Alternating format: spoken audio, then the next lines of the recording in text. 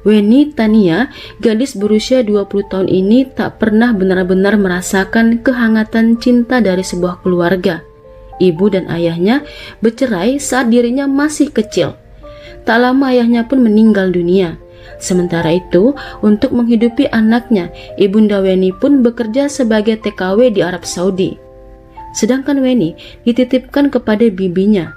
Weni kecil pun tumbuh dewasa di bawah pengasuhan bibinya.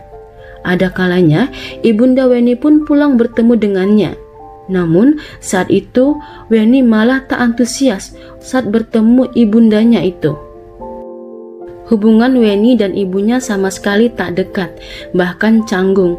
Mungkin hal itu karena jarak di antara keduanya. Weni bahkan tak pernah bercerita dengan ibunya seperti apa hidupnya bersama sang bibi. Di masa remaja, Weni dikenal sangat pendiam dan tertutup, bahkan termasuk berkepribadian introvert. Semasa sekolah, Weni lebih banyak diam menyendiri daripada berkumpul dengan teman-temannya. Saat bersekolah di SMK PGRI Wanaraja, Weni pernah didapati menangis sendirian. Saat ditanyai, Weni tak mau bercerita. Dengan kepribadian introvertnya, Weni lebih nyaman berbagi dengan temannya di dunia maya. Weni sering bertukar pesan dengan teman FB-nya. Mungkin Weni merasa lebih bebas bercerita dengan orang yang secara tak langsung ia temui. Meskipun begitu, bibinya mengenalin Weni sebagai gadis yang sangat teliti, jarang melakukan hal-hal yang ceroboh. Sementara itu, dengan sifatnya yang introvert, Weni tentunya tak pernah didengar atau diketahui memiliki musuh.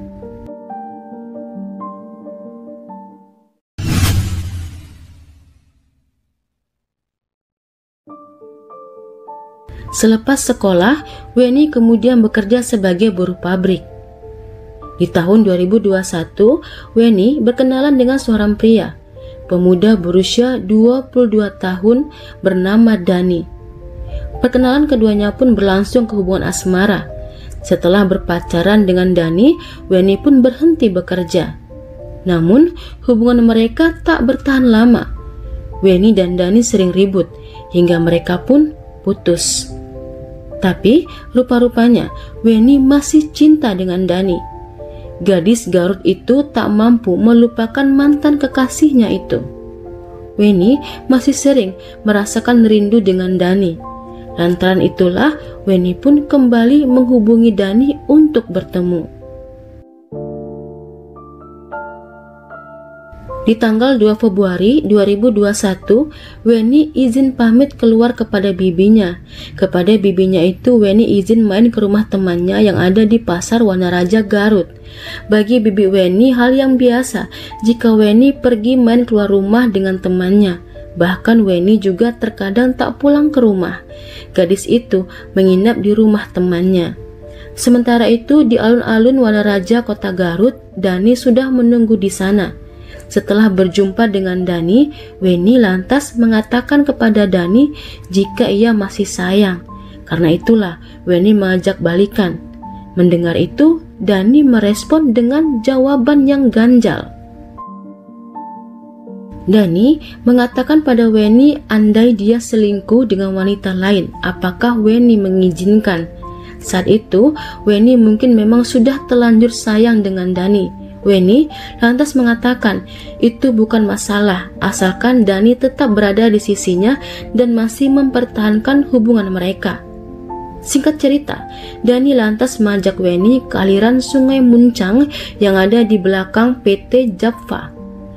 Hal itu lantaran Dani ingin memiliki waktu berdua saja dengan Weni. Weni sendiri pun mau saja mengikuti ajakan Dani. Setibanya di sana, Dani malah merasa dicuekin Weni. Gadis Garut itu malah sibuk dengan handphonenya. Dani pun mulai kesal. Dani lantas mengintip handphone milik Weni. Saat itulah Dani terbakar cemburu. Weni ternyata sedang bertukaran pesan dengan seorang pria. Mengetahui hal itu, pria berusia 22 tahun itu lantas berdiri. Dani berjalan ke arah belakang Weni. Dari belakang, Dani lantas menyerang Weni hingga Weni pun pingsan. Tak cukup membuat Weni pingsan, Dani lantas mengambil sebuah bambu yang panjangnya 60 cm dan berdiameter 5 cm. Sementara itu, Weni masih pingsan. Belum juga puas, Dani pun kembali menyerang Weni dengan batu yang ada di pinggir sungai. Barulah pria jahat itu pergi begitu saja, meninggalkan Weni yang malang.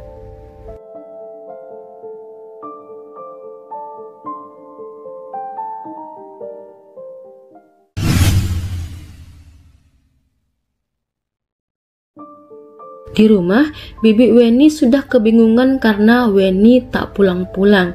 Weni bahkan tak bisa lagi dihubungi. Terakhir kalinya, jam 1 siang saat Weni pamit main, Weni masih bisa dihubungi. Setelahnya Weni tak ada kabar lagi. Pihak keluarga lantas melaporkan hilangnya Weni ke kantor polisi. 3 hari setelah Weni pergi, di tanggal 5 Februari 2021, seorang pria parubaya yang sudah biasa mencari kayu bakar di aliran sungai Muncang tanpa sengaja menemukan jasad seorang wanita yang saat itu menggunakan jaket kuning dan celana jeans dengan lumuran darah yang sudah mengering. Penemuan jasad itu lantas dilaporkan ke Polsek Wanaraja. Jasad Weni pun lantas dibawa ke Rumah Sakit Sarikasi Bandung untuk diotopsi. Dari olah TKP ditemukan KTP milik Weni. Didasarkan KTP itulah jasad Weni pun bisa teridentifikasi. Di tanggal 6 Februari 2021, keluarga Weni pun harus menerima kabar jika Weni ditemukan dalam kondisi sudah meninggal dunia. Tentunya, kabar meninggalnya Weni membuat keluarga terluka, terlebih bibinya yang sudah merawatnya dari kecil. Untuk menelusuri siapa yang sudah membunuh Weni, keluarga Weni pun ditanyai polisi. Namun sayangnya, keluarga tak ada yang tahu perihal hubungan Weni dengan Dani. Lantaran Weni semasa hidupnya tak pernah bercerita tentang Dani. Bahkan Weni juga tak pernah diketahui punya musuh semasa hidup. Keluarga tak mencurigai siapapun. Syukurnya ada teman dekat Weni yang bercerita jika ia mengetahui Weni terakhir kalinya menjalin hubungan asmara dengan Dani. Bahkan temannya itu tahu persis wajah Dani dan tempat biasa Dani terlihat. Pengejaran Dani pun dilakukan pihak Polsek Wanaraja bekerja sama dengan Polsek Tarakong Kidul. Dani pun berhasil terlacak. Dani ternyata sesaat setelah Weni ia bunuh. Pria yang juga merupakan mantan geng motor itu sudah ditangkap dan diamankan pihak kepolisian Polsek Tarakong. Dani ditangkap atas kasus penipuan senilai 8 juta rupiah. Saat diinterogasi petugas, Dani mengakui semua perbuatannya. Bahkan yang mengagetkan, Dani bercerita jika ia ternyata sudah berniat membunuh Weni saat awal pertama mereka berpacaran. Dari hasil penyidikan, Dani memang sudah sering berurusan dengan hukum.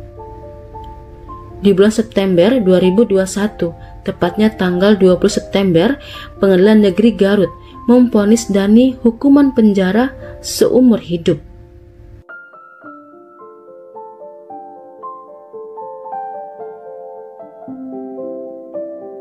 Hai semuanya, saya Yuni Rusli. Tentunya saya mengharapkan dukungannya agar channel ini bisa lebih berkembang.